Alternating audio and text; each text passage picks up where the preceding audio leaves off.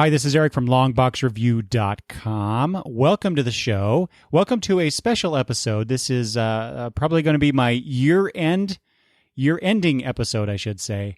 And joining me for the second annual Christmas Gab Bag, so this is Christmas Gab Bag 2018, I want to warmly welcome back my good friend George from the still-defunct George and Tony Entertainment Show. Hey, George. Ho, ho, ho. Hello. There we go. And just to let people know, George is being very festive. We're looking at each other through Skype here, and he's wearing the Santa hat. It has a bell too, right? No, it doesn't have a bell, but I can always fake a ding if you want me to. Oh, I thought when you did that earlier, I heard a bell. Anyway. No, that was just Bianca, our benevolent overlord, playing on the Christmas tree. Will you get off the tree, for God's sake? Yeah. George is much more festive looking than I am. I wished I would have thought about pulling my Santa hat out, but no. George? And it is weird. This is an audio medium. I know, right? They don't even know I'm really wearing a Santa hat. Exactly. Yeah. Mm-hmm.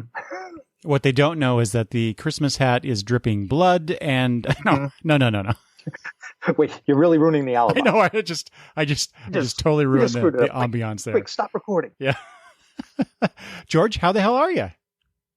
Man, I'm doing pretty good. I'm a little frazzled here. We are recording this about a week and a half out from Christmas. And you'd think with that early Thanksgiving we had this year that there would be no need to feel the holiday stress. Mm-hmm. Yet I'm feeling it. How about you? Well, just generally speaking, besides the fact that I am a bit forgetful, I guess, because I did tell the listeners on the last episode you were on that that would be the last time that we'd talk to each other until the next year. And I totally forgot about the fact that we were going to do this episode.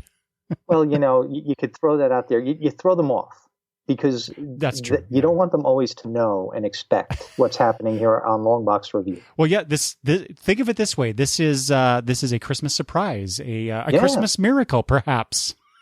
Mm-hmm. Just consider us the island of misfit comics. Yeah. There. Ooh, perfect, George. Yes. How was your Thanksgiving?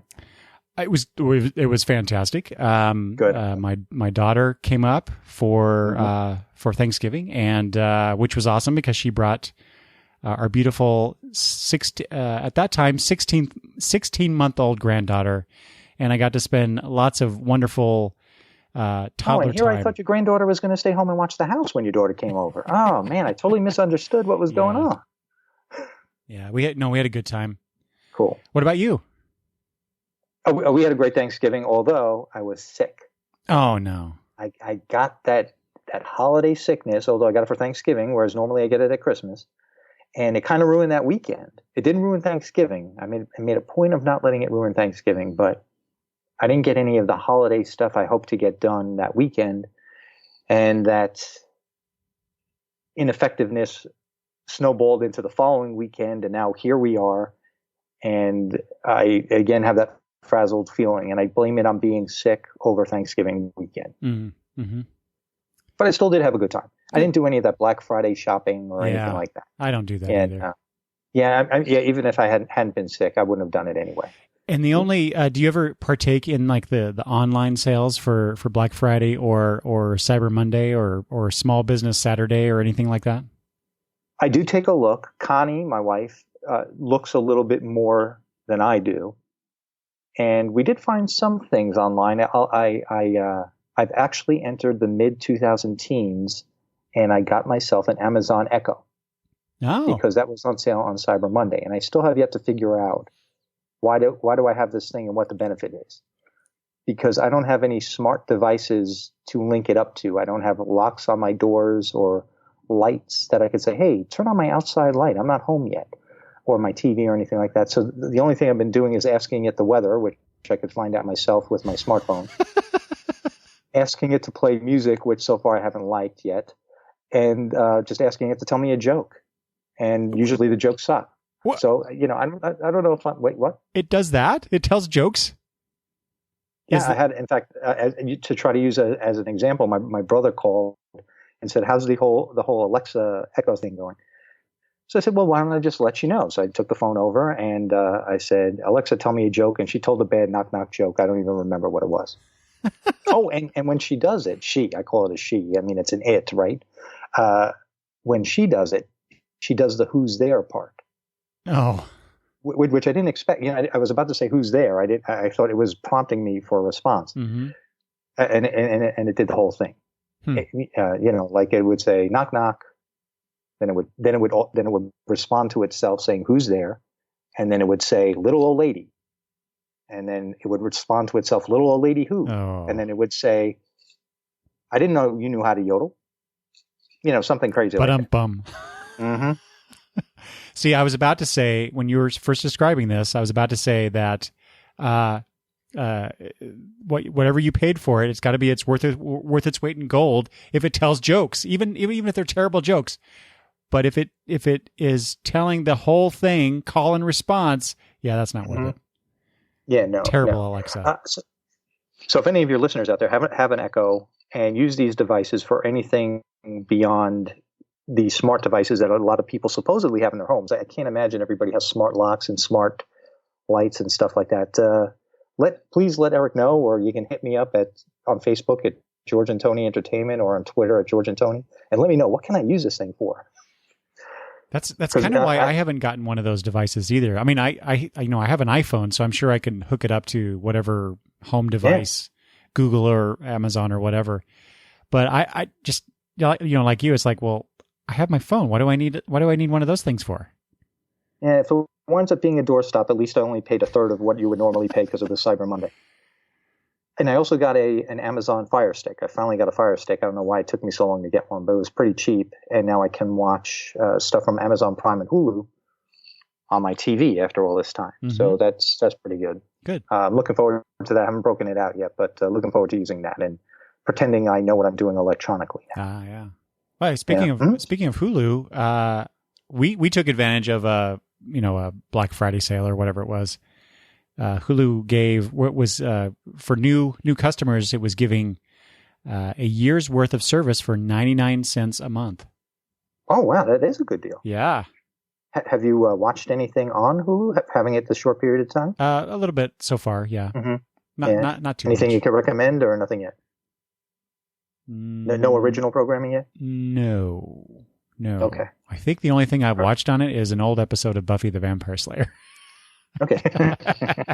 Which to me I know is you worth will it. highly recommend. Yes. Right. Okay. I'm trying to think if you mentioned on your recent Gutters episode, what will you do at the end of the year with Christmas and your birthday coming up and New Year's? Any special plans? Yeah, we're going to have Christmas here with our granddaughters, Madison and Gabby. Uh-huh. And then I'm going to go. Your daughter's not coming for that? No, because we're going down there for Christmas to see her after Christmas. Sorry, but yeah, so we're gonna spend Christmas here at home, and then I'm gonna go see my dad Christmas Day, and then then a couple days after Christmas, we're gonna hop in the car, travel down south to the Boise area, and I'm gonna spend a few days, including my birthday, with my daughter and her family. So that's what I wanted to do for my birthday. So we're all just gonna get together, and I don't know what we're gonna do. But maybe just hanging around the house is good enough, right? That's all I want to do. So we'll see. Now, will you be taking vacation time? Or are you just kind of using the holidays and the weekends to do that kind of travel? No, we're taking that week off. Good. Between New Year's and Christmas Eve and New Year's. Right, and you got a big birthday coming up, so you may as well enjoy it, right? Yeah, sure. Mm-hmm. Yeah. Well, don't forget to read your Christmas comics, George. I can't cry around the kids, so you know. Mm-hmm. This is my plan. But you can cry around your action figures and your statues. They won't judge you. That's right. As long as I don't cry on them. Except maybe that Superman one in the back. He looks a little judgmental. Well, that's because that's the Zack Snyder Superman. Mm-hmm. Yeah. Mm-hmm. Sorry. You might have to put something over him. Maybe put a lead item over him so he can't see you with his X-ray vision. Yep. Well, since you mentioned Christmas comics, I suppose we should get to the topic of our episode. Yeah, that's why we're here, right? We're not here for previews. We're here for Christmas comics. Yes. Christmas comics. So last year, George and I talked about a few Christmas-themed or Christmas-adjacent comics. So if people want to go back and listen to that episode, I forget which number it is now, but 129. Oh, thank you, George. The man with the deep knowledge of numbers. That's why you invite me back. That's right. So this time we have chosen, I think, 2 or 3 comics. I have 3 on my list, and we're just gonna talk about some of these Christmas comics that we have in our collections. So, George, why don't you unwrap this comic book Christmas gift for the listeners? Thank you. I have to admit, I had a lot of fun doing this year. I don't know if anybody remembers last year's show, but 2 of the 3 main comics I talked about had Christmas covers, but the story inside had nothing. The stories inside had nothing to do with Christmas. And being the OCD, ADD, whatever DD person that I am, since I had already chosen those books for the show, I brought them to the show even though they weren't Christmas themed. Well, rest assured, I am keeping my promise that I made last year that all 3 comics that I have this year, they didn't bamboozle me. I haven't been hornswoggled. They are all Christmas themed. Excellent. And if people remember, the one Christmas themed one that I did have was Brave and the Bold number 184 with Batman and the Huntress. Mm-hmm. And I do want to bring that up real quick, only because the backup story had Nemesis in it.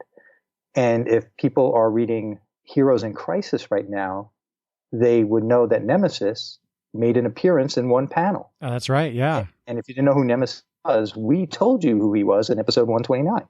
So Tom King likes to use some obscure characters in his books. That's one of them. You're welcome. Don't let anybody tell you that Long Box Review doesn't give you any presents. Now, at this point last year, Eric, the George and Tony Entertainment Show had ended. Mm-hmm. Now here we are. Is the world for that, George? Yeah, right there. When you and I recorded, maybe about 3 weeks after it had ended, with episode 200. Here we are now at the end of another year, and I don't have a new project. Wah wah. But I do have a Christmas comic to talk to you about. All right. I have now. I know this is an audio medium, but I will show you, Eric, and I'll send you a picture so you can put it on your site. This is the Pinky and the Brain Christmas Special, Excellent. number 1, from 1996. Now, do you remember Pinky and the Brain? I do. Eric? I loved Pinky and the Brain. This was this was a Christmas special. You know, I guess I should have looked it up. I'm not sure if Pinky and the Brain had their own ongoing comic. I know the Animaniacs did for a while, but anyway, Pinky and the Brain Christmas Special, number 1 from 1996, with a cover price of $1.50. It's from DC Comics, and the writers were David Cody Weiss and Bobby J.G. Weiss, penciled by Walter Carzone, inked by Mike DiCarlo. There's a name that's familiar to a lot of comic book fans. Lettered by Bob Pinaha, and the colorist was Joe Mignot. And you know what? I don't see an editor or an assistant editor or anything like that. So maybe we'll just say it was Paul Levitz as the editor-in-chief at the time. The title of you and I last time, this time last year, we made a point of joking around about full-length novels in comics like Batman Family and things like that. Mm-hmm. Well, this is a full-length novel. It doesn't say that, but there is only one story that takes up the whole issue. It's not a bunch of different stories. So it's very that surprises me. Yeah, and it's called Jingle Narf. Now, just to, I guess, again, since it's an audio medium, the cover is Pinky and the Brain dressed as elves on a stage. Pinky is juggling glass ornaments, and you know they're glass because some are broken on the ground. And he is singing, Jingle Narf, come on, Brain, sing with me. And in the background, you see a sign that says Christmas Elf Tryouts. And Brain says, not even world conquest, Pinky, is worth that humiliation. And off camera, off cover, somebody yells, hey, you, the short one, can you do the dance of the Sugar Plum Fairy? So a funny cover to get kids and me to buy this off the rack. One thing that I love about these licensed books, it reminds me of Greg Schiegel when he was on my show and your show, talking about when he did SpongeBob comics and when he did a lot of the merchandising for SpongeBob. these artists, man, they are on point. For the characters? Yeah. I mean, Greg Schiegel knows SpongeBob down to how many porous dots he's supposed to have on his body. The Pinky and the Brain, these may as well be animation cells. Mm-hmm. I mean, they're spot on. And that's what I love about these licensed comics. Okay.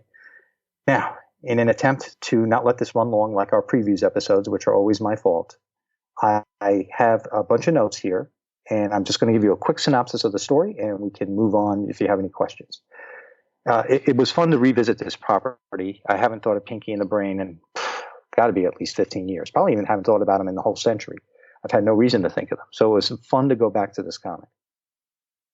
So there's the typical Pinky and the Brain intro, where Pinky asks Brain while they're in their laboratory cage, "What do you want to do tonight, Brain?"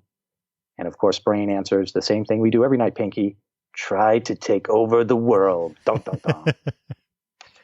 From their laboratory cages, Pinky's watching a cartoon, a typical cartoon that has a toy tie-in, and the toy is Ratra. It's a robot rat, and that apparently is the hot toy for the season. Wait. So it's Ratra? Is that like yes. Is that some sort of like a Mothra homage or something? It could be the size. It actually is more of a Transformers looking, or like a Shogun Warrior looking type of toy. Right. Yeah. So because Mecha Mothra. I'm keying Mecha. Off the name or something. Mm-hmm. I know it must mean something. Also, I was trying to figure out myself, but it is more of a Japanese large robot type of look to him. Right. Yeah. Mecha of some sort. Yeah. And while Pinky is watching from the cage, of course, Brain is pacing back and forth, trying to figure out how to take over the world. And he gets distressed at the commercialism as the endorsement guy peddles the Ratra doll to the poor kids. And he says, "Thanks to doting parents, millions of these inane devices will be in the hands of children who will never know the thrill of an intelligent thought." How tragic. But then he feels he can use this to his advantage. If he can put a chip in every Ratra toy and control it with a helmet that he already has made, when the kids open their Ratra toys on Christmas morning and they activate it using the Ratra catchphrase, which is Ratra a go-go, all the children can inadvertently and unknowingly activate all their Ratra dolls to become Brain's robot army to take over the world. And in fact, he says, "On Christmas morning, children all over the globe will unwittingly activate my Ratra army, and by noon, the world will be mine." This sounds like you took a page out of the Toyman's playbook. Yeah, wasn't this part of the DC Comics Presents number 67 that you did last year when we did That's exactly what I was thinking of, yeah. Now, of course, somehow they get out of their cage and they go to the local toy store to get some Ratra dolls. But they get trampled by the last-minute Christmas shoppers, and this happens multiple times at different stores as they try to get to the dolls on the shelves. So Brain decides that he has to go directly to the source. Brain, being the super intelligent mouse that he is, he doesn't believe in Santa Claus, but of course Pinky does. And throughout the story so far, Pinky is trying to convey to Brain that Santa is real. Well, when Brain starts looking through the delivery records at the store where they just got trampled, he finds out that the manufacturer is none other than Santa Corps Incorporated in the North Pole. Of course. Pinky, of course. And Brain has to acknowledge to Pinky that he was correct, and he owes him an apology because Santa is real. As we all know, Santa is real. Of course. As they try to gain access to the facility, they are stopped by the Elf Patrol, and they decide that the only way to get in is to apply for jobs as elf workers in the facility. This sounds like a wonderful comic. This was fun to read, and in fact, I may share it with my young niece and nephew. And if anybody has this in their collection, I would whip it out just to read it on Christmas to any little kids you might have around, or in place of the annual retelling of 'Twas the Night Before Christmas. This might take its place. Of course, there's a gauntlet of tasks that every potential elf working in the facility has to go through. They're humorous. And Pinky and Brain get through all of those: dancing, singing, riding reindeer, and hijinks ensue as they try to become elves. And they make it. They get over the threshold, and now they have to find where those dolls are made. And as they're walking through the facility, one of the funny things is in the background, you see the Animaniacs being chased by that policeman that always chased them around the Warner Brothers lot in the cartoons. I forget. So they're in the background in like 2 or 3 panels. So I thought that was a nice little thing to throw back there, that a little Easter egg for everybody at the time. Right. They eventually find the dolls. They input the chips. And as Brain tries to activate the chips, he forgets the catchphrase. And he makes up all sorts of things and he can't remember. He says, Pinky, I need you. I can't believe I'm saying this, but I need you. I need you. What is the catchphrase? So Pinky goes, oh, Brain, it's simple. But he grabs the helmet from Brain and puts it on his head. And he says, Ratra a go-go. Well, because he has the helmet on his head, they start acting like Pinky rather than acting like Brain's mindless robot army. Right. And as a result, that sets off an alarm in the facility. And Santa says, oh, we got a bunch of reject Ratra dolls. Destroy them. And they all go into the reject bin. And as a result, they get deactivated.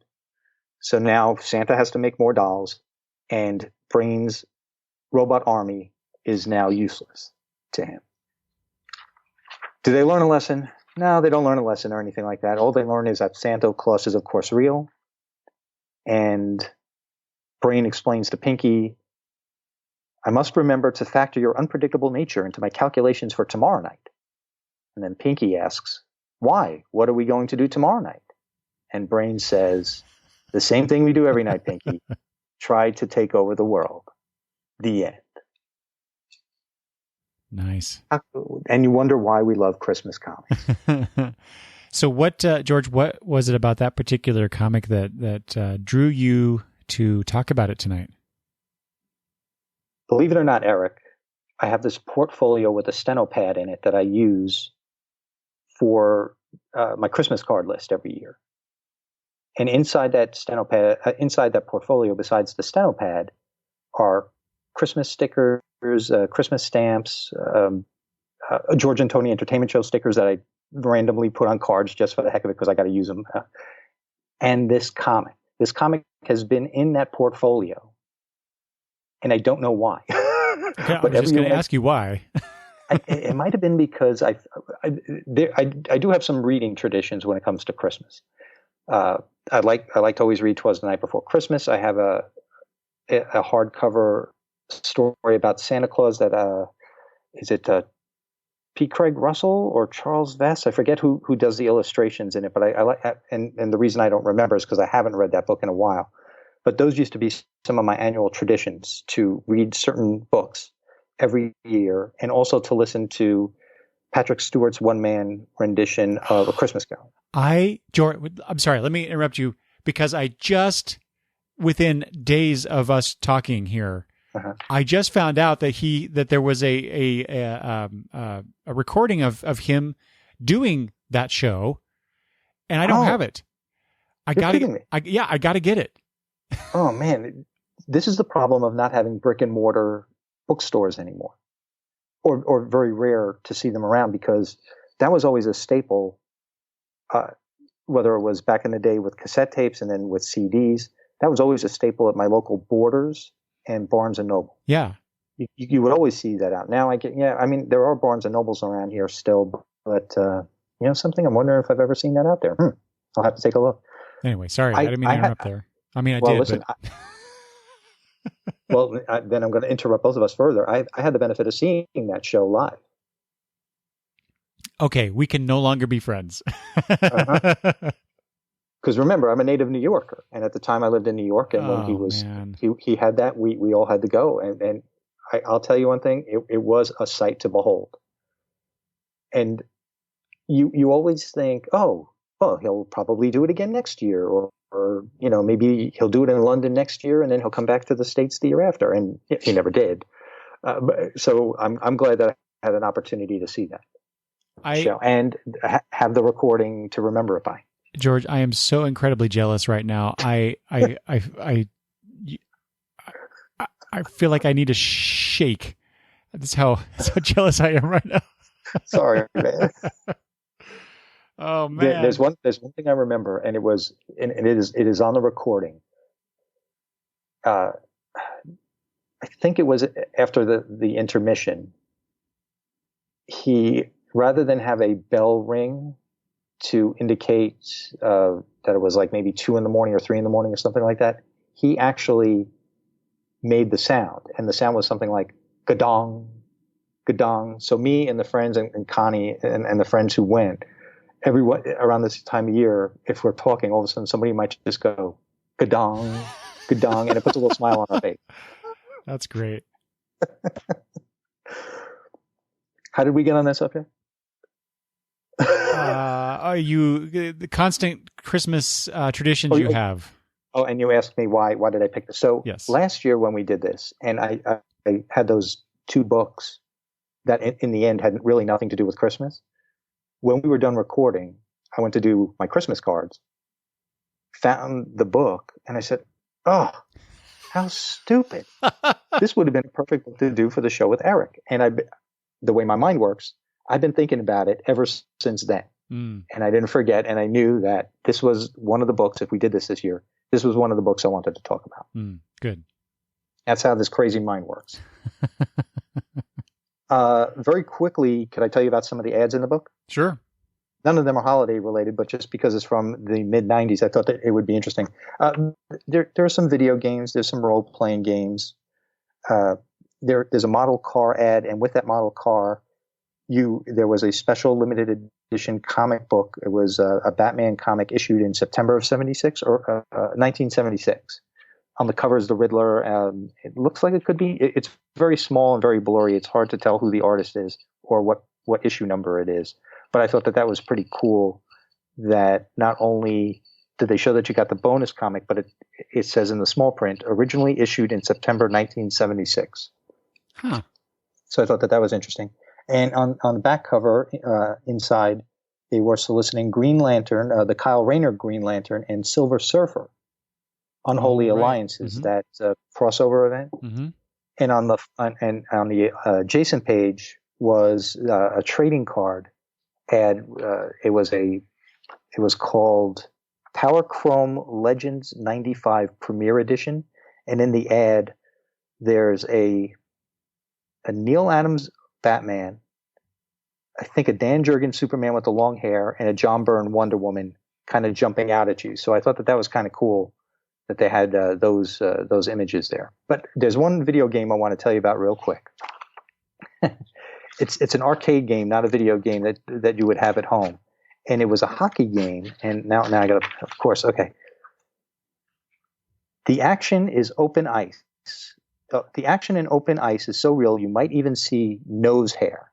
And in the photo of the screen of this 16-bit hockey game, they show a close-up picture of nose hair. Oh, good Lord.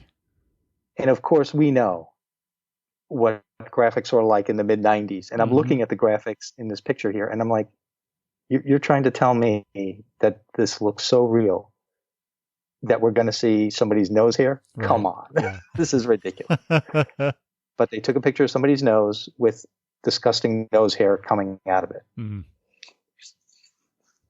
If that doesn't get you out of the Christmas spirit, I don't know what does. Right? So that is Pinky and the Brain Christmas Special #1 from 1996. Well, my first comic here. So, George, it turns out I chose a DC, an independent, and a Marvel book that I'm going to talk about tonight. Oh, very, very good. It was really just happenstance. Cause I went through just like I did last year, I went through my list of comics. I searched for, Christmas basically in my database to see what popped up. I already had in mind one of these books because I read it last year. It came in my shipment right after you and I recorded, or it was right around that, but I didn't want to include it because it was so fresh in my mind. I like to for this kind of stuff. I like to kind of digest the books and let them sit and then revisit them, and see how they hold up. In terms of the Christmas story it's telling. And you're right, because we have plenty to choose from this year, even that they're already out. But it is nice to go back. Exactly. Yeah. The whole nostalgia of the holiday. Right. In fact, next week in my shipment that arrives for my year-end shipment, I get one of the Marvel holiday specials that they put out. So, nothing like waiting till the end of the year, but whatever. But this comic is from 2002. This is Nightwing. Of course, I gotta have a Nightwing in here at some point, right? But this is Nightwing number 64. I'm going to show George on the video here. Okay. So this is the story is called On a Christmas Evening. This is written by I love this. So you know how Stan Lee would always nickname his co-conspirators in the comics, right? So yes. they did a take on that in the credits for this comic. So this is by Chuck Kringle Dixon, Trevor Claus McCarthy, Rob the Red-Nosed Lee, Gregory Silent Night Wright, Holly Jolly Chameleon, Chris O'Littletown of Eliopolis, and Michael Bah Humbug Wright. Wow, those are good. With a cover by McCarthy, Carl Kessel, and Patrick Martin. And so it's funny. You talked about briefly mentioned how you chose a couple comics last time that had a Christmas catch on the cover, but really wasn't about Christmas inside. Well, this is the opposite book, George, because this cover has nothing to do with Christmas whatsoever. Comment about that when you held it up. Yeah, it's just Nightwing on top of a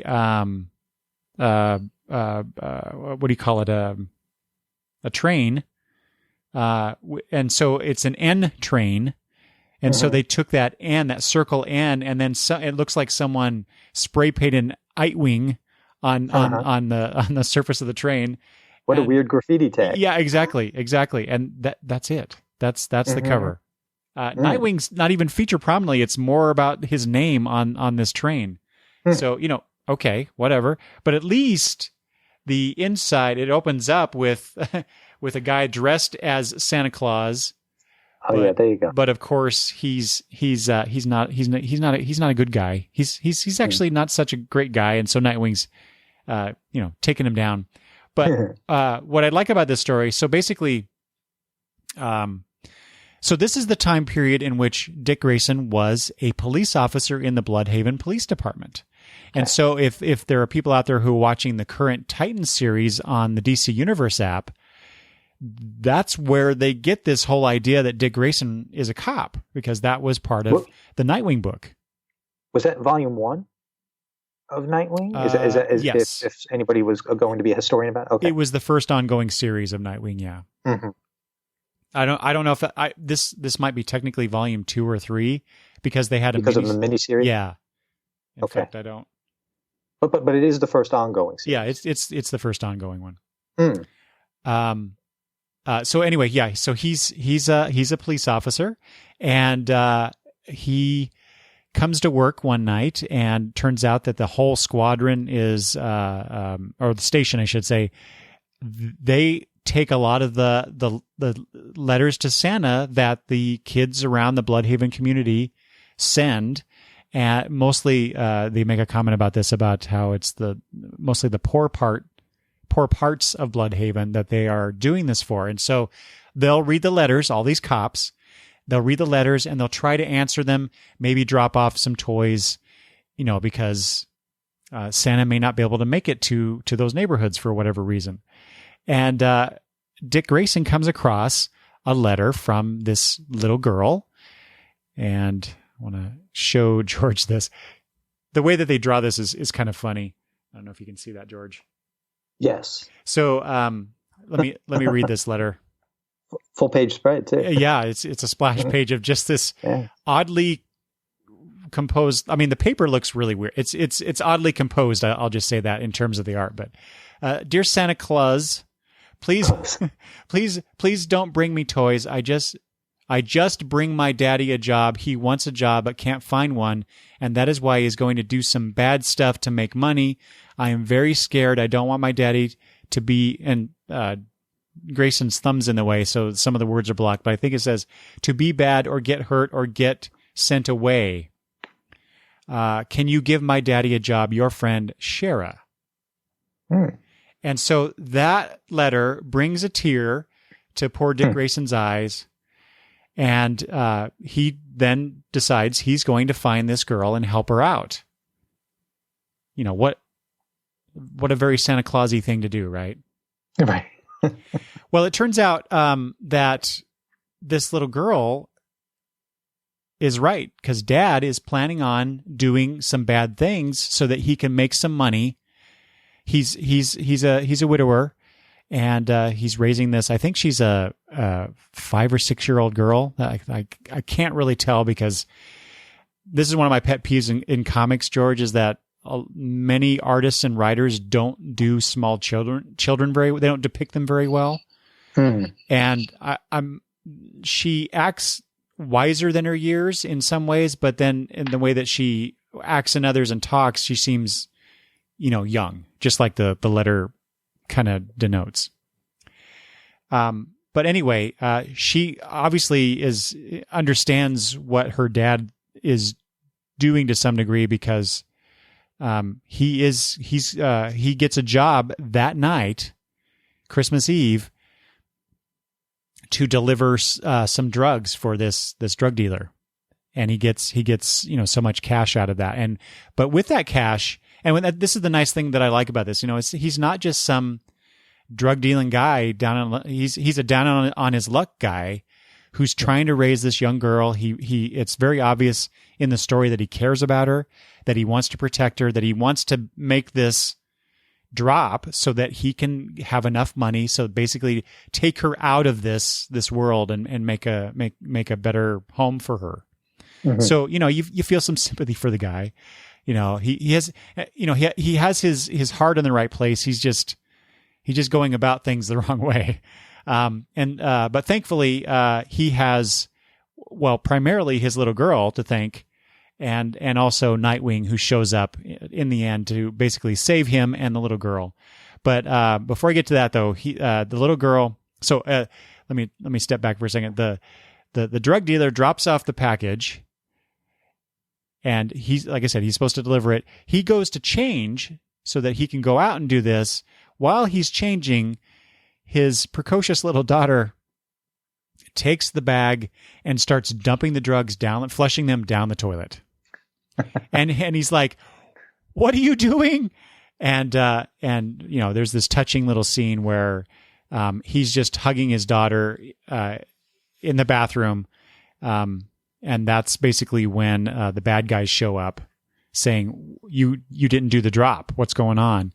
And they're both about to get killed. And then, fortunately, guess who shows up? Of course, Nightwing, and dispatches the bad guys. But then, as requested, as in the little girl's letter, Santa was able to provide her daddy with a job. I think with Wayne Industries.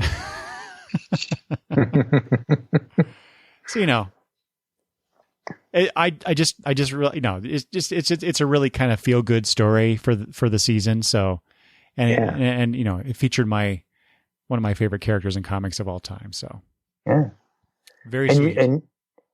There's no way for you to remember that when you purchased that issue, that you knew it was going to be a Christmas story. Oh no, because you were probably buying Nightwing anyway. Yeah, so and probably a nice little surprise at the time. Yeah. Ooh, a nice little holiday story. Yeah. And speaking of, you mentioned the ads. Yeah, please. The reason I'm only going to mention this is because there are like 3 or 4 different video game ads, including a 2-page spread in the middle of the book for a PlayStation 2 game that I never heard of before since or afterwards. So I don't know how much of a splash this game actually made. Then again, I'm not much of a gamer, so take that. Well, what was it called? Did you have it there? Okay, here's the thing. The logo for the game, I think it says Connecticut, but it's really hard to read because of the way the logo is. Oh, really? Not a great advertising slogan there. But anyway, yeah, a bunch of video game ads, and curiously enough, some food ads. Food ads. There's a drink, a power drink or something. I don't know. Anyway, it's weird. It's weird, George.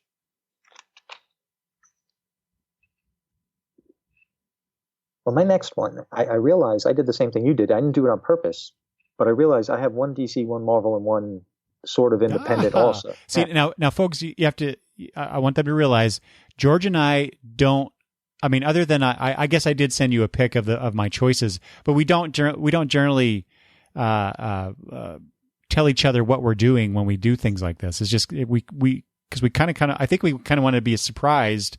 We do about what each other are doing. And there is a risk involved that if we didn't at least at the 0 hour, at least mention what we were going to do, I guess there's that off chance that we would duplicate. That is possible, yes. But because our tastes kind of are the same, but there are so many great comics out there that for 2 years now, the risk is okay, I guess. Now I'm trying, this has been tough for me. I don't know whether to go with my Marvel book or what I consider my wild card. So I think I might go with the Marvel book and leave what I consider the wild card for last. That'd be good because my last choice is the Marvel book. Your last choice is going to be the Marvel book? So maybe I should make my last choice the Marvel book. No, go ahead. Oh, okay. You sure? Yeah. Okay. Well, you choose whichever one you want, George. I don't care. No, I think I'll do the Marvel, and the other one I consider a wild card. So the wild card is good for the end. I am a sucker for the old team-up books. Mm-hmm. That's why I picked Brave and the Bold last year. Last year you had DC Comics Presents with Superman and Santa Claus, which I was thrilled when you had that one.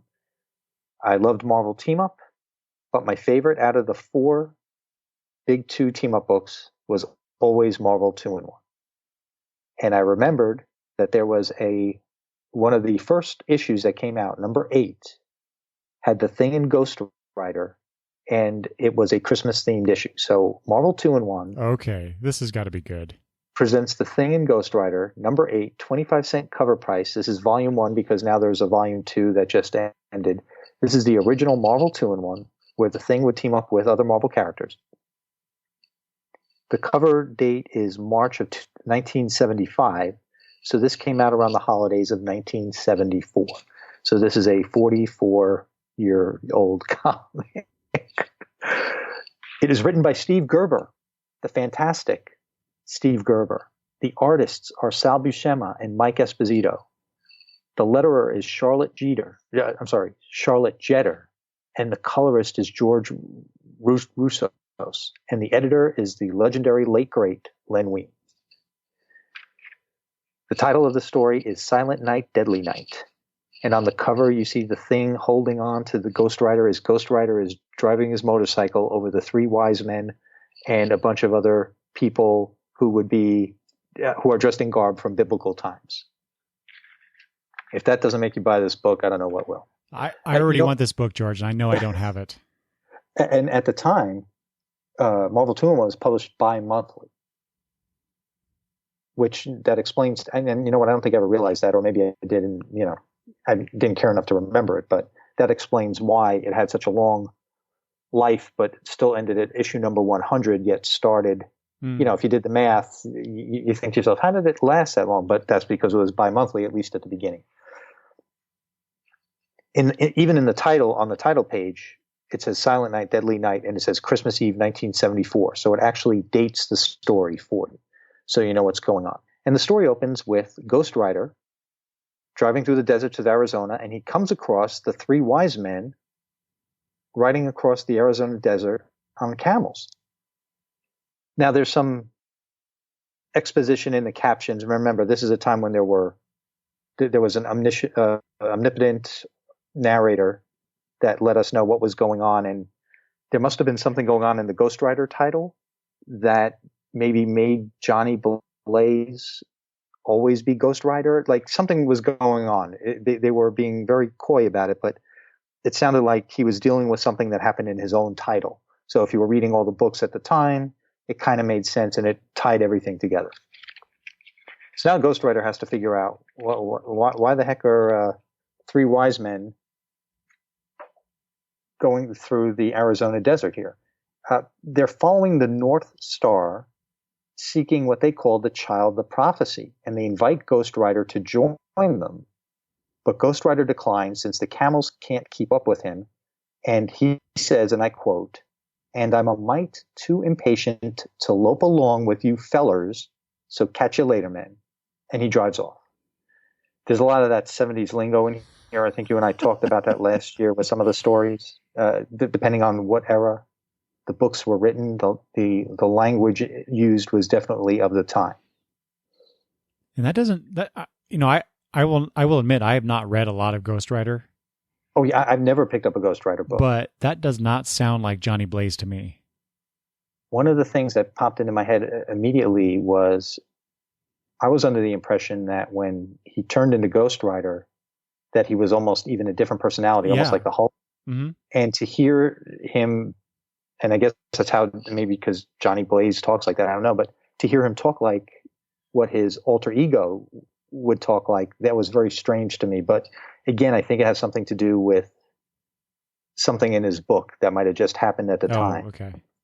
But again, I have never picked up a Ghost Rider, so I would never have been the one to tell you what was going on at the time.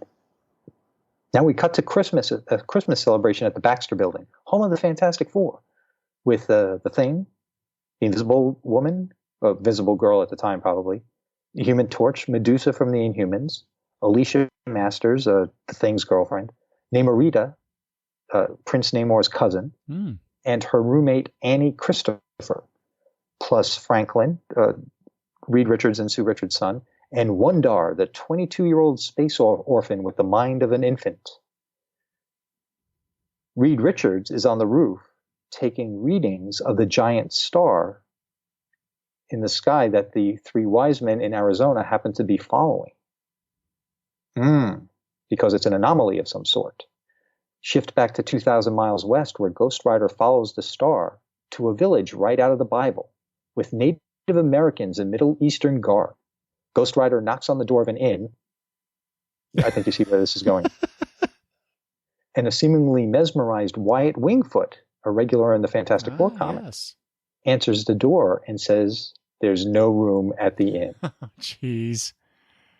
Wow. He slams the door and goes, yeah. Hold on. Mm-hmm. Considering what the story that they're going for here is, and the fact that Ghost Rider is playing a certain role in this story, and yet he is the embodiment of hell on Earth. This is weird, but go on. Yeah, but it's beautifully weird. Beautifully weird. So when he gets slammed, when Wingfoot slams the door in his face, he notices that there is a manger in the back, and inside of it is an Indian couple, a swaddled baby, and some barnyard animals. Our hero tries to enter said manger, but he is denied access by a mysterious figure cloaked in shadow, calling himself the Creator. Oh, gee. Again, do we know where this is going? I'm not sure. And the Creator easily dispatches Ghost Rider via a whirlwind of wind and air, throwing Ghost Rider and his motorcycle out to the outskirts of town. Meanwhile, back at the Baxter Building, Reed has determined that the star points to Wyatt Wingfoot's reservation. He wants to go investigate, but Ben convinces him to stay behind and spend Christmas with his wife and his son, and Ben will go investigate. You know, Ben's a pilot, and he can go check it out. He can take the Fantastiplane or whatever it is over there.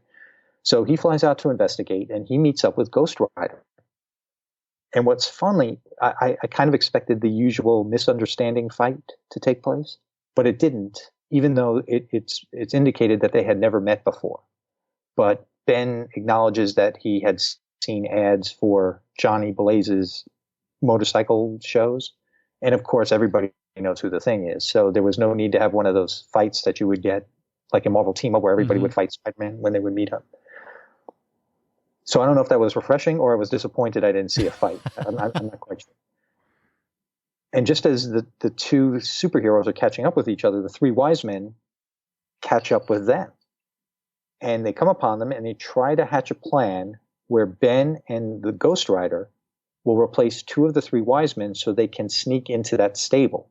And the creator won't realize that Ghost Rider is trying again to get in and Ben Grimm is trying to get in. So they get into the stable with the frankincense and the myrrh and all that stuff. In fact, Ben goes, we're here to deliver the myrrh, whatever that is. And when he says that, the creator stands revealed as the supervillain known as Miracle Man. Now, Miracle Man is one of the first Fantastic Four villains. He first appeared in Fantastic Four #3, as we are reminded in the long missing and much missed editor's notes at the bottom of a panel to explain who this person is. And this is followed by a lot of exposition explaining to the Thing, like, for instance, I guess something happened to the character at one point that would make you think, at the end of a story, it may seem like a character dies, but he doesn't really die and he comes back. I do want to read this panel to you. Miracle Man is drawn like Vincent Price with a very thin handlebar type mustache. And the Thing wants to know what's going on? How did you get here? What's going on? And Miracle Man says, why should I tell you? Who are you to know? So as I read that, I was thinking of the Watchmen, how Ozymandias didn't reveal his plan until after the plan. Right. And he made a point of, Alan Moore made a point of revealing the trope of how the supervillain always reveals the plan before the plan so it could be thwarted. Mm-hmm. So I thought, oh, wow, look, this is kind of refreshing here from a comic book in 1974 that the villain isn't going to reveal his sinister plan. But then he says, I despise you. You are dirt, filth. I hate you. I loathe you. And for that reason, I must tell you. And he goes on to tell how he... And I'll tell you, I'm not even going to try to explain it. It is the most convoluted situation where the last time they had met in Fantastic Four #139, this tribe of Indians took Miracle Man in because he was one of their students, and they were trying to reform him. And of course, he doesn't get reformed. And not only does he escape, he uses his powers and he transforms three of them into the three wise men that Ben Grimm and the Ghost Rider have encountered. The fourth Indian he transformed into the baby that is swaddled in the stable right now. So the essence of that Native American shaman type person is really in that baby, in that manger. And the other three Indians are the wise men. They've been transformed. And actually, when you think about it, all of Wyatt Wingfoot's reservation has been transformed into this biblical town to replicate the nativity. Okay. Again, very convoluted. Very, very convoluted. Why? And I think, if somebody were reading this at the time and were reading Fantastic Four comics and, not necessarily Ghost Rider, maybe they would understand it.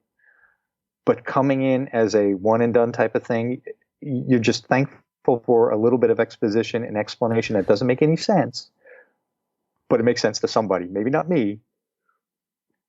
And now after he tells his story about how he got to this point, and what he was trying to do, he was trying to, God, I don't even know if I could, okay. He transformed the Indian reservation into the town where we stand, and I placed a bright new star in the heavens. And from the spirit of the fourth Native American, I created the child, totally immaculately without father or mother. And then you dull-witted, earthbound lice, you loathsome, maggot-brained, dirt-eating worms, you ruined it, made a shambles of the perfection I created. You who should be on your knees, crawling to me, begging to kiss the cloak of your lord and master, you must pay. But of course, he gets thwarted by Ghost Rider and the Thing.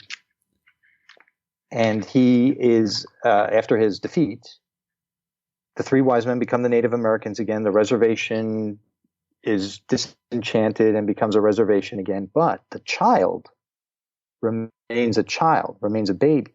So that fourth Native American is this pseudo Jesus child that, you wonder if maybe someday they'll revisit the story, which I don't know if they ever did. Then Ghost Rider leaves and makes some prophetic type of comments in his thought balloon as he drives away, leading you more to maybe be curious about following him in his own book and what his journey is going to be. And it ends there. What a bizarre issue. Mm-hmm. But wait, so it kind of reminds me of the poor dad in the Nightwing comic, Yeah, the Miracle Man did some questionable things. His motives were perhaps, I don't know what, he was trying to replicate something that is good, but I don't know, it's just bizarre. No, but the reason he was trying to replicate it was to attain godhood. Sure, but he chose something exactly that is so associated with miracle and peace on earth, and all that stuff relating to Christmas, and that's just weird. And when his plan was thwarted, because his plan was thwarted on Christmas, he thought he could take the baby, get away, and try again next year. And then he was thwarted by Ghost Rider's powers and the Thing. Okay. Yeah. So that was another little turn. It had to happen on Christmas because of what he was trying to do. And at the end, there was also one of those editor's notes referring to Ghost Rider number 9. So whatever happened to Ghost Rider that maybe made him permanently Ghost Rider must have happened in number 9. Okay. Yeah, so that was, I enjoyed reading it, but that explanation was like crazy 70s explanation. Yeah.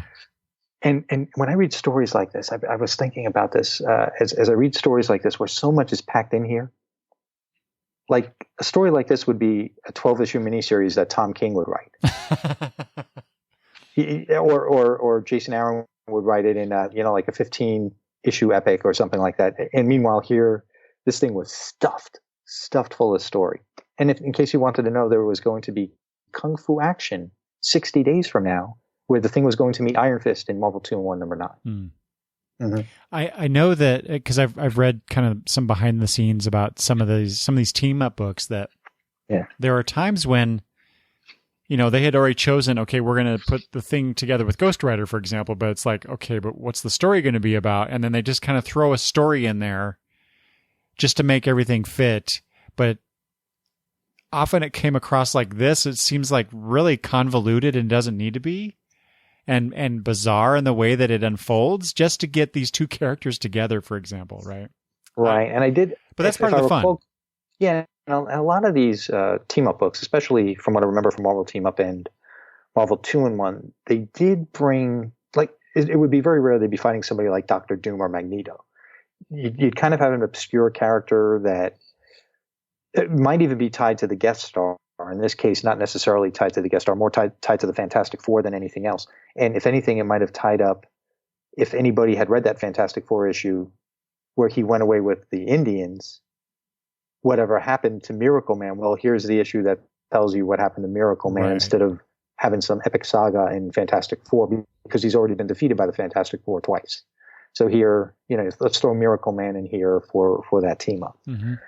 Now, when it comes to the ads, one ad in particular jumped out at me because most of these ads were those typical multi-ad pages where, try and draw the cartoon in the matchbook, or you get free decals, or you get the joke bubblegum or something like that.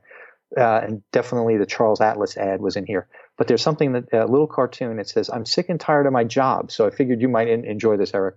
There's a little cartoon where a guy is just totally sick of his job, and when he's with the folks in his carpool, he asks the guy, one of the guys in the carpool. He says, "Hey, you left your job and you seem mighty happy in electronics. Level with me. How'd you break in?" "Easier than you might think. With CIE training, Cleveland Institute of Electronics. I learned everything I needed right at home in my spare time. How about you? Want a great job in electronics too? Get full facts in 2 free books. Send in the coupon now." Yeah, I've seen that ad before. Yeah. So I thought that was a little funny. And there was a nice ad. Well, I mean, it's a drawn ad, so it's not really showing the pictures, but there was an ad for Marvel posters and mighty Marvel belt buckles. Mm-hmm. I never knew anybody who ever ordered any of those things, but they look like they could be a lot of fun. I wonder if you can find those at conventions. There was no letters page in here, but there was a Stan soapbox, and considering we lost Stan Lee very recently this year, I thought I would read you very quickly his holiday greetings, if I may. Oh, yeah.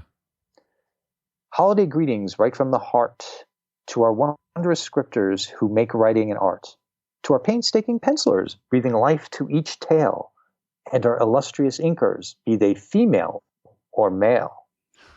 To our editors, letterers, production folk too, colorists, proofreaders, both the old and the new. But heading the list is our top superhero. So greetings to you, chum. Without you, we're zero. Mm. Greetings as well to the fabulous folks at Children's Television Workshop who've helped us make comic book history with the widely acclaimed Spidey Super Stories. Did you ever read that, Spidey Super Stories? Oh, yeah. And to the great guys and gals at Simon & Schuster who've made national bestsellers of our crazy and colorful Marvel calendar, as well as our sellout sensation, The Origins of Marvel Comics. Did you ever have that one? Not the Origins, no.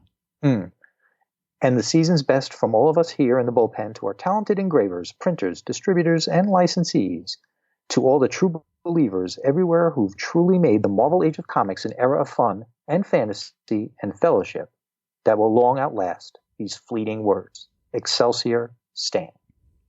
Yeah, that's nice. Yeah. So that is Marvel 2-in-1, Volume 1, Number 8 from 1974. Silent Night, Deadly Night, starring The Thing and Ghost Rider.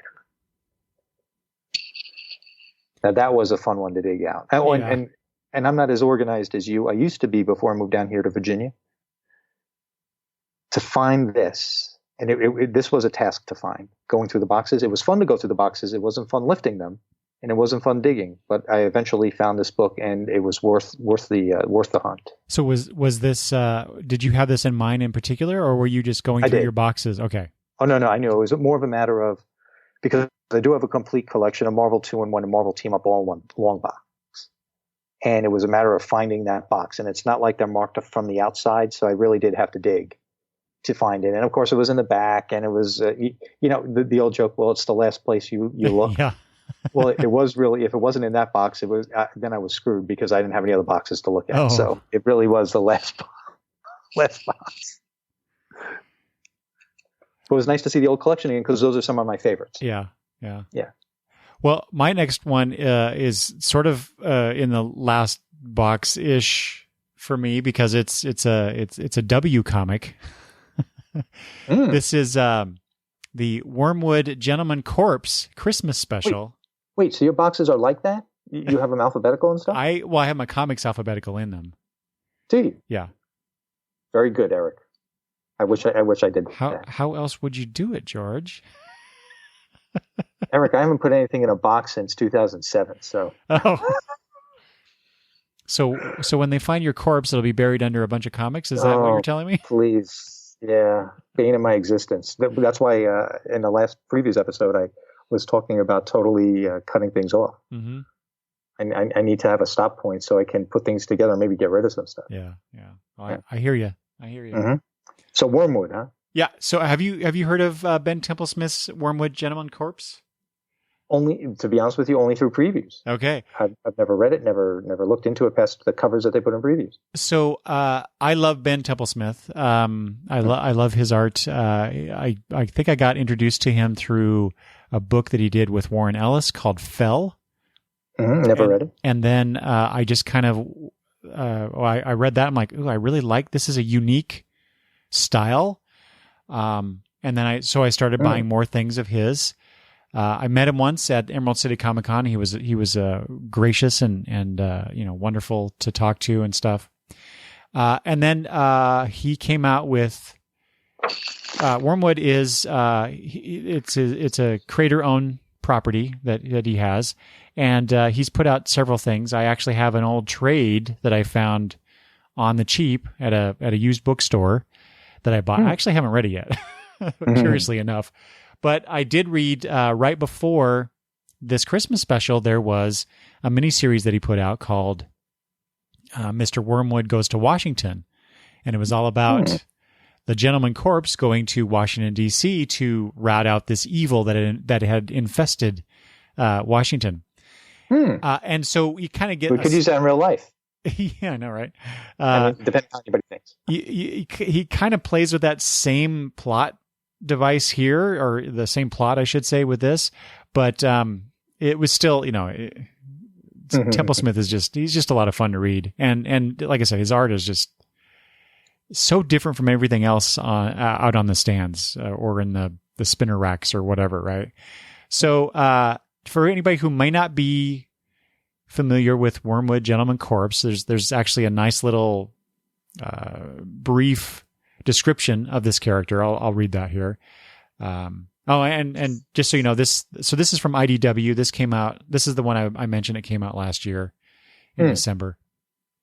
And it's all done. It says here, created, produced, written, drawn, and muddled through by Ben Templesmith. While drinking a lot of eggnog. Yeah, probably. Wormwood, a sentient interdimensional demon worm that inhabits a human corpse, fresh from saving the entire U.S. Congress, just wants a quiet night drinking. He's not going to get it. And indeed he's not, because he's at his favorite bar where the waitress continually harasses him to pay his bill. When an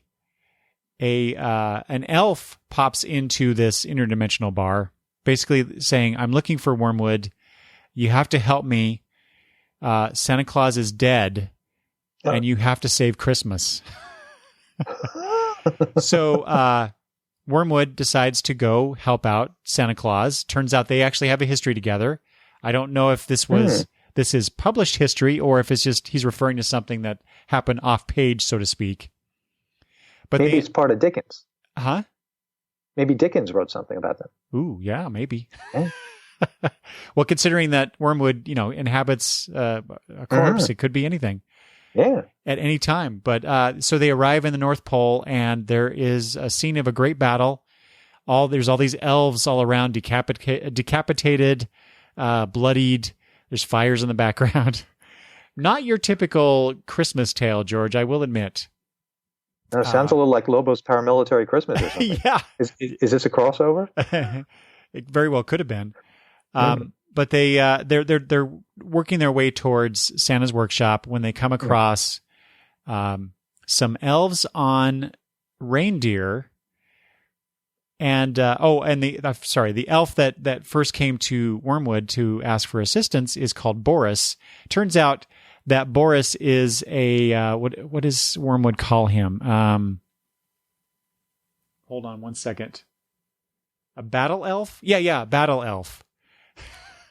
And the battle elf, he goes bloodthirsty, berserker rage, and attacks these minions of the board, I think is what they refer to him as, this group of capitalists who have taken over Santa's operation.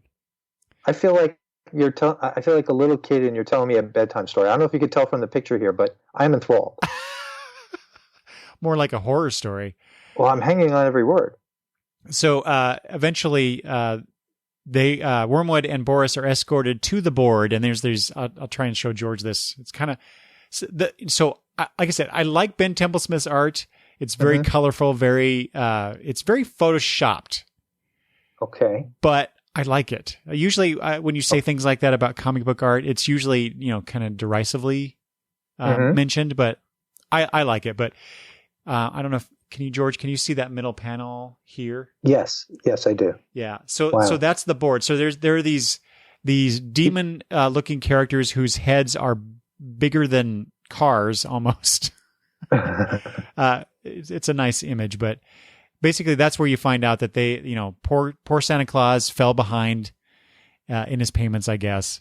And these capitalists, these venture capitalists came in and took over the operation and actually killed Santa Claus.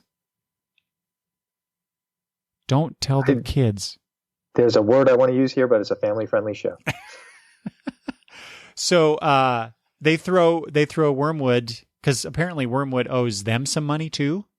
Oh, and he's continually put off their collectors or killed them. All right, this sounds okay. So not only do we have Lobo's paramilitary Christmas crossover, but it sounds like we have a Donny Cates Paybacks crossover going on. Yeah, there you go. Yep. Yeah. Yep. In a sense, that's right. So they throw him in the same cell where Lord Claus is laying there dead. Oh my! And Wormwood, the actual demon worm, comes out of the gentleman corpse in which he inhabits. Oh! Puts himself into Santa Claus. Oh my! And then he uses his interdimensional hopping powers and pops into another realm. And this is the realm of the old god Saturn.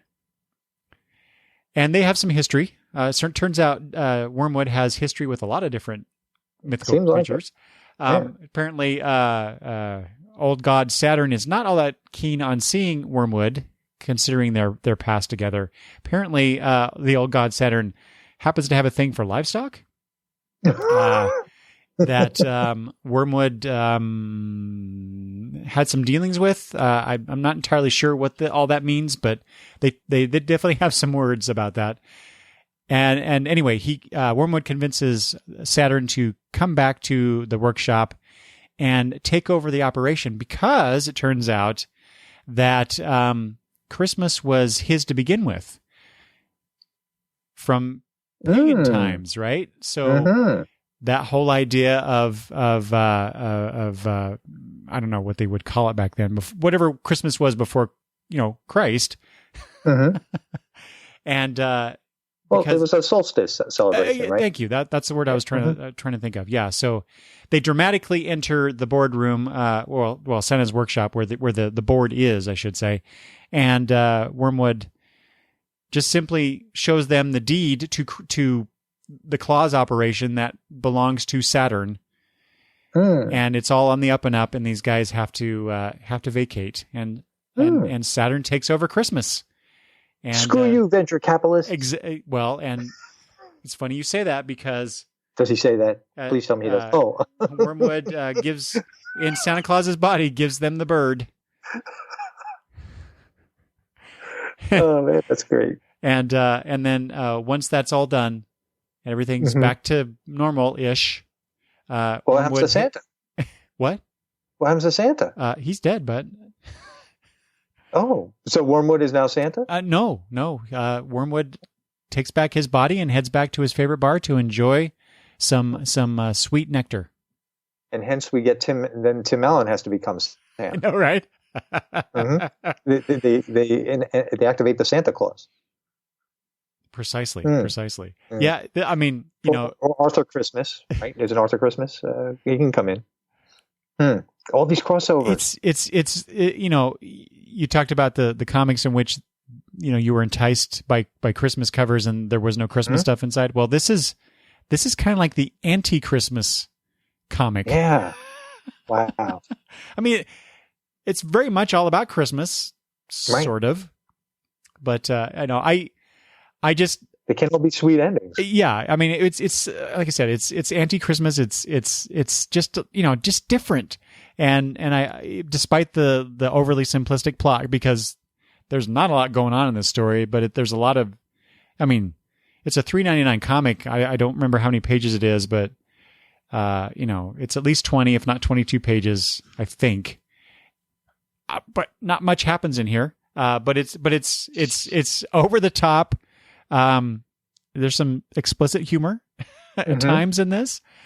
But it's just like I said, it's Temple Smith's unique visual style that I really dig, and his kind of political digs that he throws in there, regarding capitalism and the demonic nature of people who take advantage of others. So those are themes that I kind of like to read about. So that's why I chose Temple Smith's Wormwood Gentleman Corpse Christmas Special. All right, so instead of a bedtime story, that's more of like a campfire story when everybody's telling their ghost stories. Yeah. It's a Christmas horror story of a sort. Okay.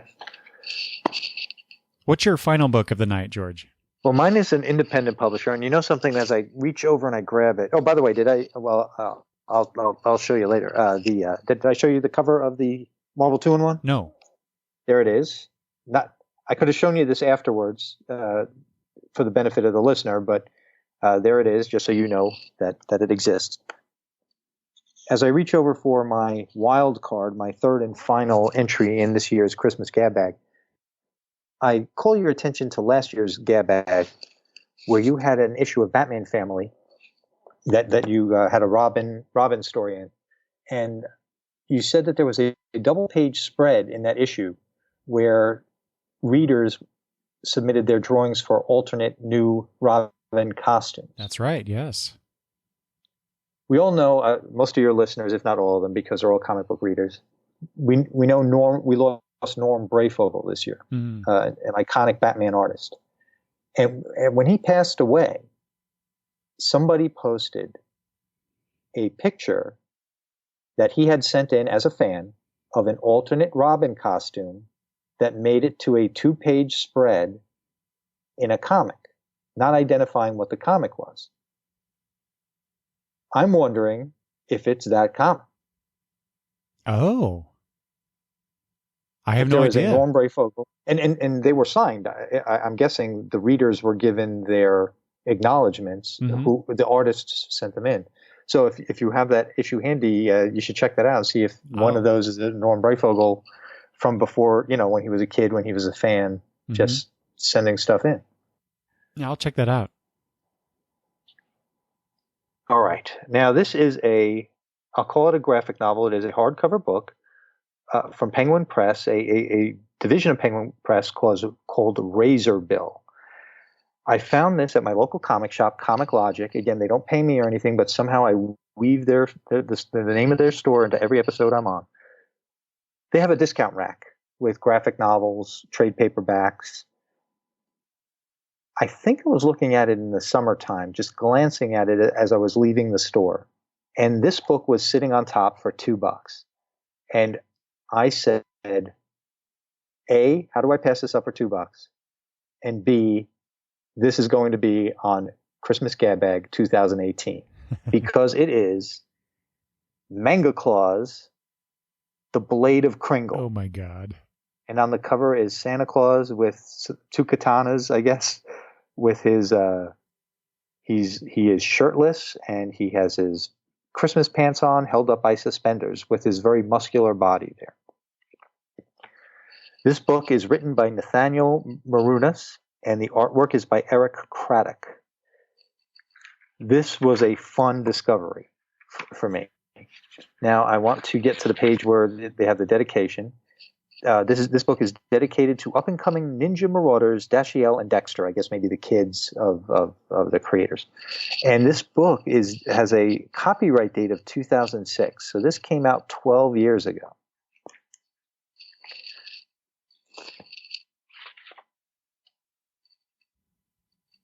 The book opens over 150 years ago, and Santa is ending his training with the last of the samurai. He is gifted special swords by his sensei upon his departure. Now, I didn't know Santa had this kind of training. I knew he was magical. I just didn't know he had this kind of ninja-type training in his bag of tricks. Yeah, he's like Batman. He is. Toured the world over the centuries to learn all these tricks. Now, in present day, it is December 23rd, and he's having a conversation with Fritz the Elf. Now, of course, we all know Fritz the elf. Fritz can be a little bit of a troublemaker in the workshop. Fritz thinks he's being underutilized as a laundry elf third class and wants to move up to the production line. But Santa thinks that Fritz has an attitude problem, which I think we all think Fritz has an attitude problem, and it would be detrimental to the team, especially this close to Christmas, and he denies Fritz's request. Well, thus begins the origin story of Fritz the elf becoming the equivalent of a supervillain. You know how they say Sheldon from Big Bang Theory is just like two bad things away from becoming a supervillain? Well, this is what happened to Fritz. While Santa tends to a fire on Assembly Line 47 with the remote control speedboats, Fritz hatches his evil plot to use elven magic to imbue a nutcracker with destructive powers, including the living essence of ninjutsu. Fritz sends his dark misfit toy to destroy everything in the workshop while everyone is sleeping. However, he didn't count on Wallace the elf on late-night cleanup duty. Wallace battles the evil nutcracker and pushes him into the furnace. As the nutcracker burns, the evil soul that Fritz put in him spreads over the North Pole campus and possesses all the teddy bears. Not just one teddy bear, but all of them. I mean, we've seen this happen before, right? I mean, we remember the ninja teddy bear incident of 2002? I mean, we all got by the seat of our pants. So the ninja teddies quickly overpower the entire campus. And when they get to Fritz's dormitory, which is called the Stocking Stuffaroos, he quickly realizes his plan has gone horribly wrong. And he hides and he evades capture because he knows what's going on. And he knows he has to warn Santa. Fritz explains the situation to Santa, and Santa, armed with his katana and his wakizashi, I'm unfamiliar with the name of certain Japanese swords, samurai swords, he takes on the evil ninja teddy bears to liberate the compound and save Christmas. And of course, Eric, what do we always say here? Hilarity ensues. Now, Santa has some John McClane moments a la Die Hard, as he battles the evil ninja teddy bears. But, of course, he is triumphant in the end. And he has a stern talking to with Fritz, but finds a place for Fritz on his sleigh as he goes to make his deliveries to all the good little girls and boys across the world. Now, one of the things I want to point out here is the creators both hail from New York. And kind of like my neck of the woods where I grew up and spent the first 30 years of my life. And one of the artist thanks a lot of people. And one of the thanks he has is for the staff at a place called Cosmic Comics. Now, when I was a kid, a teenager, and even going into my 20s, my comic book store was called Cosmic Comics and Books, and it was in Rockville Center.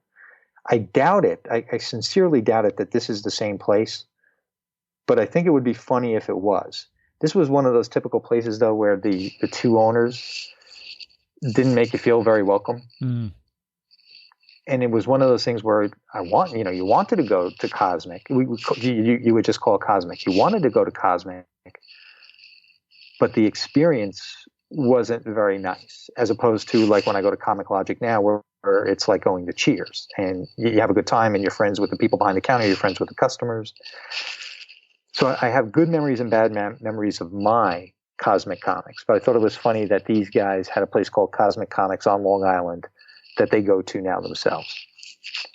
And that's the story of Manga Claus, the Blade of Kringle. It reminds me, it almost seems like it's a loose interpretation of Rudolph the Red-Nosed Reindeer with some ninja elements thrown in. You know something? Yeah, could very well be. Mm-hmm. You know, because there's an elf who proves himself to be useful. Mm-hmm. That's right. Resenting the management structure that he's forced to be within. That's right. Of course, Hermie didn't imbue the Island of Misfit Toys with this evil is true. powers. I mean, they took some liberties. Yeah. I'll admit that, but they had to update it for the 2000s. That's right. And what better way than ninjas? Ninja training. That's right. Yeah. That sounds like a lot of fun. It was a lot of fun to read. It was a big surprise. I had no expectations. And when I picked it up, I didn't thumb through it. I just picked it up, blindly, knowing I would want to use it for the show. And again, for $2, it was a bargain. Mm-hmm. Family friendly. A kid could read this and have a lot of fun with it. Well, there's all right, Eric, we're coming to the end, huh? Yep. There for my third choice here. There's some a bit of humor in this one as well.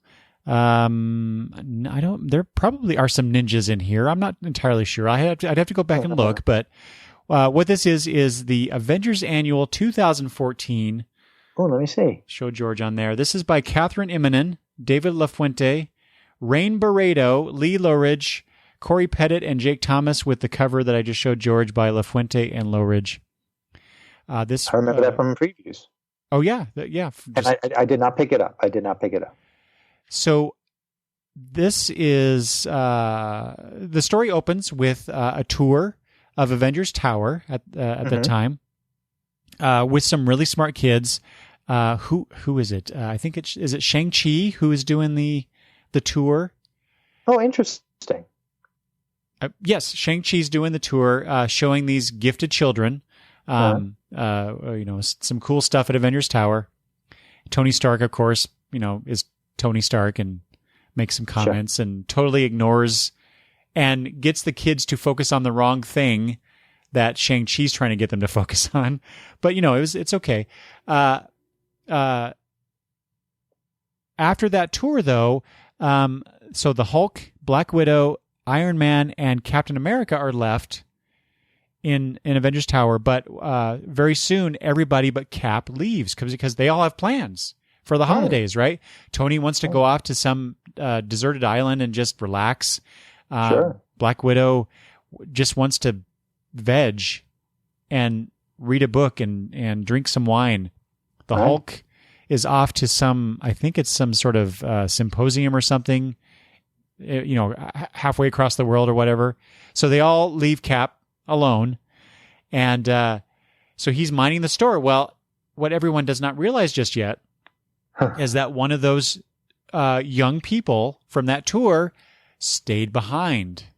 Dun, dun, dun. And of course that causes some problems, and I'll explain why in a minute. In the meantime, this is one of the things I really liked about this particular story. So Cap goes to this church outreach in town, and he's helping in the kitchen. There's this wonderful scene where the pastor takes him into the kitchen because that's where they're and Cap is in full costume without his helmet on, but he's wearing his Captain America duds, and then. So they know he's Steve Rogers. Oh yeah, I guess at this time he's walking around. Everybody knows who he is. Yeah, right. Of course. But let's see. What does he say? I don't like that. The pastor says, "I must warn you. The ladies are a little excited." And when Pastor Scott pulls Cap into the kitchen, all the ladies are like, "He's here, he's here," and they put an apron on him. It looks like a Christmas. It looks like a cuddly bear with reindeer horns on it and some bunnies. I'll show George in the panel here in the video. Can you see that? On the apron there? Yeah, that's funny. So he's doing dishes and they sent him out though to serve some of the patrons of this outreach. And so he's talking to one of these guys who happens to be a veteran. And he's a veteran of I think it was Afghanistan. I don't know if it said that, but I got the sense that it was. Anyway, they have a really nice conversation. Basically, Cap advises the guy, talk to some people. Don't just try and deal with your experiences and how that his time in the service has affected him by himself, right? I just thought that was a really sweet thing that he did there. Two old soldiers commiserating together and finding some common ground. I mentioned the young lady, or the young person turns out to be a young lady who decided to stick around in Avengers Tower, right? a little clandestinely. Yes. So all she wants is a little peace and quiet. And that's because of her superhuman ability that quickly gets out of hand, because you know how, George, sometimes we have these little voices in our heads telling us to do things, or maybe we, someone we don't like, we mimic their voice in our head, sarcastically or whatever. Well, the voices in this young lady's head, they actually manifest themselves physically. And so as she's tooling around in Avengers Tower, trying to avoid Captain America, who's now back, the first voice in her head that manifests is her as Tony Stark. And she sounds like Tony Stark. And because of that, because she sounds like Tony Stark, she now has access to the Avengers Tower places that she couldn't normally get into. Oh. Because everything's voice coded to this Tony's is weird voice. Schizophrenia. Yeah. Right. It's very strange. And so that sets off some alarms because she tries to go in some place that she's not supposed to be. And Cap comes running, finds Black Widow also, and then curiously, the Hulk shows up. Well, it turns out neither of them actually left to go to the thing that they said they were going to. They were still in Avengers Tower, but they just didn't. They didn't want it. They weren't telling anybody what they were doing because they just wanted some peace and quiet. Well, that's ruined because this poor lady now, since the alarm went off and she knows that Cap's looking for her, and quickly realizes that all these other people are after her. The voices in her head, she goes crazy basically, and there is not only a Tony Stark, but a Captain America version of her, a Hulk version of her. Oh boy. A Shang-Chi version, and it just continues to grow from there. And it's really funny because this poor young woman, she has no control over these voices. She's overpowered by all these voices in her. I mean, it's kind of a metaphor for teenage, your teenage years, right? You're just all this stuff in your head and right how you're feeling as a teenager, and manifested itself as these outward manifestations, right? Yeah. So I thought that was a nice metaphor for that. So the actual Avengers are trying to regain control of their tower. They find Tony Stark. Same thing. He said he was going to go out to this island. He actually locked himself in a room in Avengers Tower, trying to again have some peace and quiet. And then things get worse because the young lady, her personas, actually initiate a self-destruct sequence in the tower. Oh my. And Tony himself can't get it to stop. So he's frantically trying to figure out a way to get it to stop. For some reason I know. She locked the Tony version of this young lady locked Tony Stark out of his own system. So he's trying to figure it out. And then Black Widow has some words with the young lady, basically saying, you can do this. Only you can do this, and you can do this. And she comes to a quick realization that, yes, indeed, she really can handle all these outward pressures that she's experiencing from her inner voices. And then the issue ends with them all sitting around the table, having a snack together. And I that in its, and I guess there's a photo op in the very, or a family sort of portrait of all the characters at the very end of this, kind of like a Christmas card type thing. Nice. That for us, the readers, the fans, I just thought it was kind of a little precious, a little piece of Marvel Christmas goodness here in this Avengers Annual. So I'm trying to think. The lesson learned here is don't build a building with a self-destruct system. Is I think that's what we've learned. Yes. Well, and don't let Tony Stark be in charge of the security system. I forgot to mention there. Speaking of the security system, at the very beginning, after everybody leaves, Cap alone, as Cap comes back from his little stint at the church. Yeah. Let's see here. Oh yeah. He has to say a certain phrase to get back into the tower, or to lock the tower up. Okay. And so the system is saying, please state your passcode. Captain America. Incomplete. And then there's a panel here. Cap's kind of doing rubbing his eyes, rubbing his forehead here. Tony. I didn't think you were serious. This is Captain Handsome ordering you to rock and roll on that 45. Accepted. Security will engage in 10 seconds. And this issue is filled with little comedic moments like that. So yeah, little jokes like that. And was it the one story?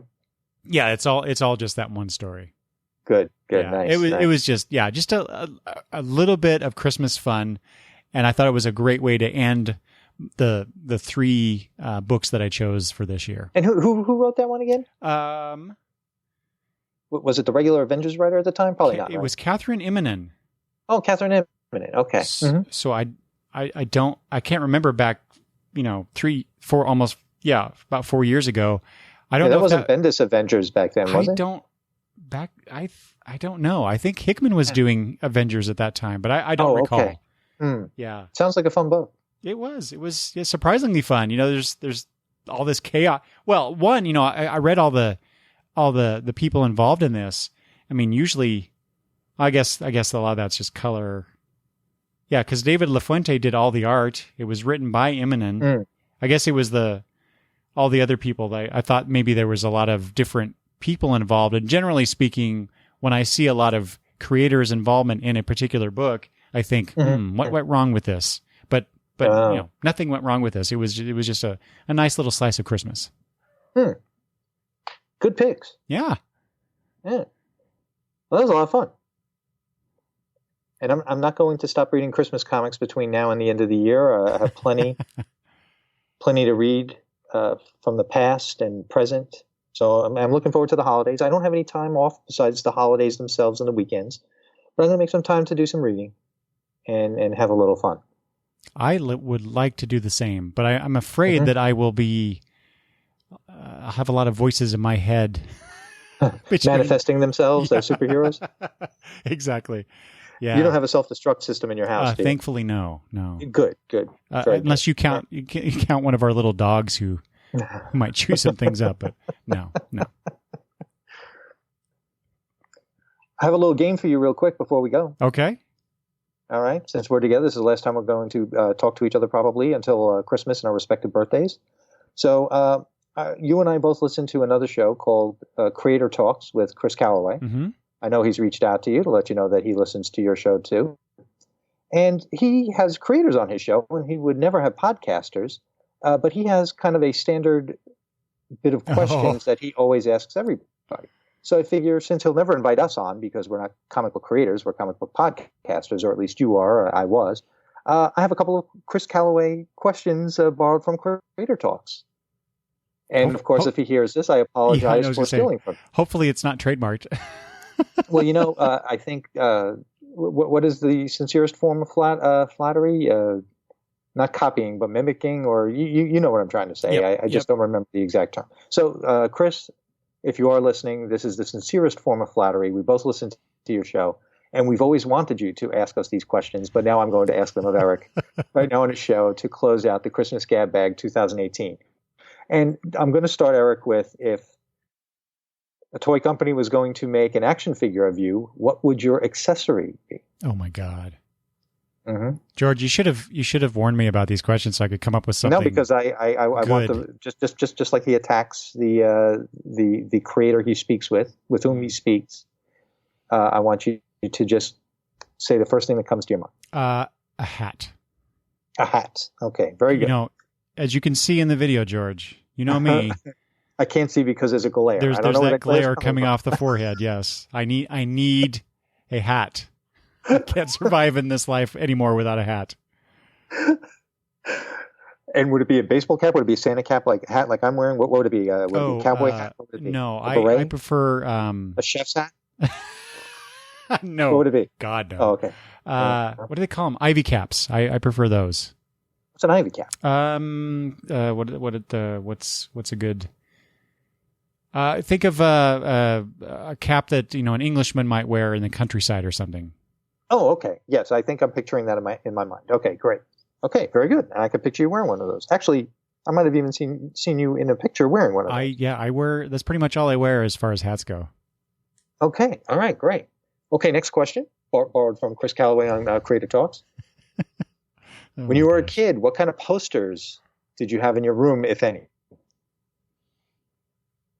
When I was a kid, you have plenty of artwork in your office right now, so I would be very surprised if you told me there were no posters. I didn't have very many posters. The only one that I can think of that I definitely did have was that George Perez New Teen Titans poster circa 1982, 83, I want to say. Yeah. Yeah.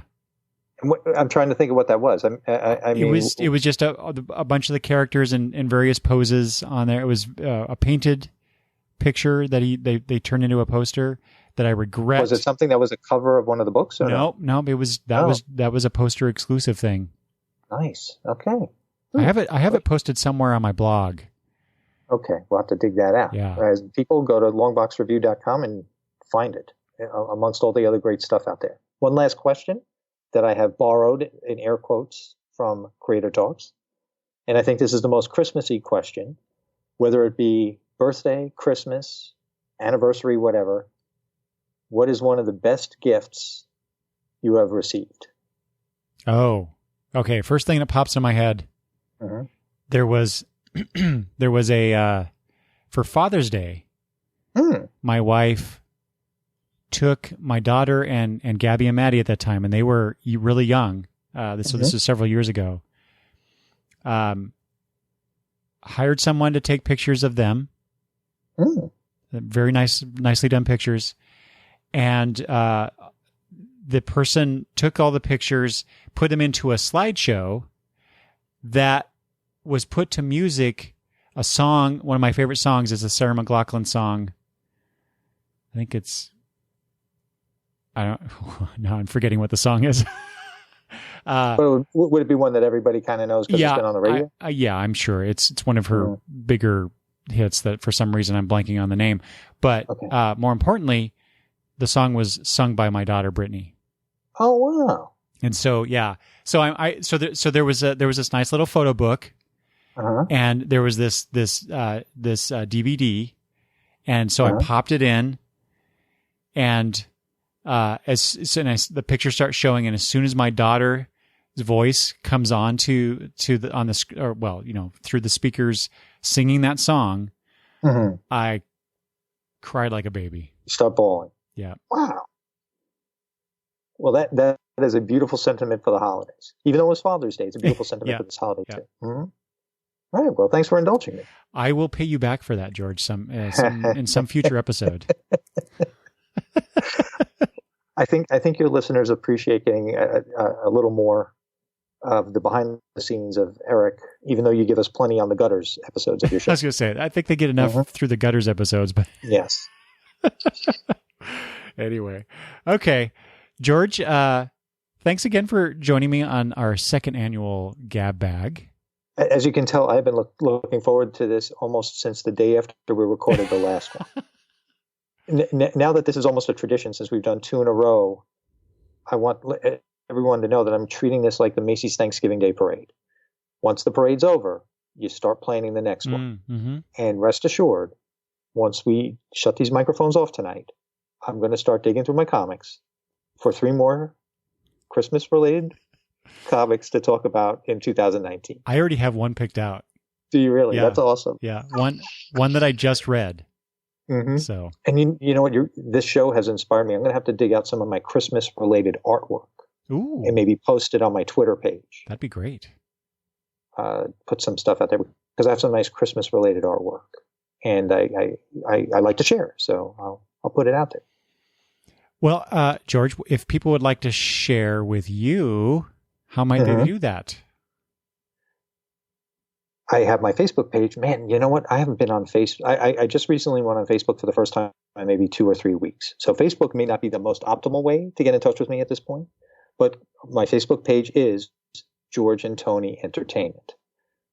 In addition to that, I am on Twitter a lot at George and Tony. Now, notice it's been a year since there's been a show, over a year, and yet I still identify in my own head with that. So it just goes to show you how much I enjoyed podcasting and how much it was a part of my life. Mm-hmm. And even though for a year, the only podcasting I've done has been your graciousness in my being a guest on your show once a month. And hopefully in 2019, I will have something new. I am talking to some people, new co-hosts, to hopefully do something with in 2019. But as of right now, I'm still using that George and Tony moniker. It's branding. It's branding that makes sense to nobody except for me. Mm-hmm. So, but that's where I am, George and Tony on Twitter. Please follow and please send some comments about the show, and let me know whether or not you like my appearances on Longbox Review, or if Eric is going to just give me the kibosh and say, George, in 2019, I think we're done. That's not going to happen. Yeah, well, we'll see. Well, George, but thanks, Eric, and thanks everybody. Yeah. Merry Christmas to everybody. Happy holidays. Exactly. And also, George, happy birthday, because I know you'll. Thank you, and your birthday's happy birthday. Thank you. Yes, our birthdays are very close to each other. Yeah. At the end of the year, there. Yeah. Yeah. Holiday birthdays, we have to stick together. No kidding. Mm-hmm.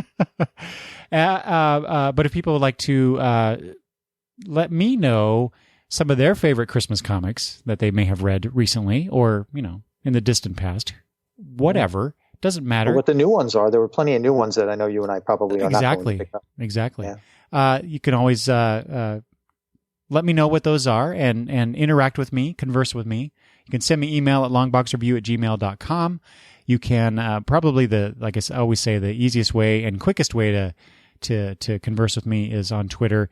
Even though I just recently revealed on the last Gutters episode that I've been trying to step away from social media.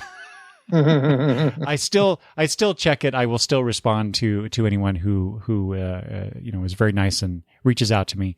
But you can do so on Twitter at Longbox Review and the various other ways as well. But as George just said, happy holidays, everybody. This will be the final episode of the Longbox Review podcast for 2018. So, is it? Yep.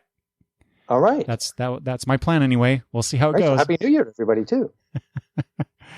Well, we'll see. But as far as that goes, not because now I'm thinking of something else. But anyway. Okay. All right. I need to cut that out. Don't hold that, folks. Anyway, so he reserves the right for a year-end episode. Yeah, exactly. It's my show. I'll do what I want, even though I'll change my own mind. But I hope everyone had will or had a great holiday season, and a happy new year to everyone. And I look forward to talking with George and many other people and talking to you guys in 2019. And with that, George, I will bid you farewell. And everybody else, I will talk to you later. Bye-bye.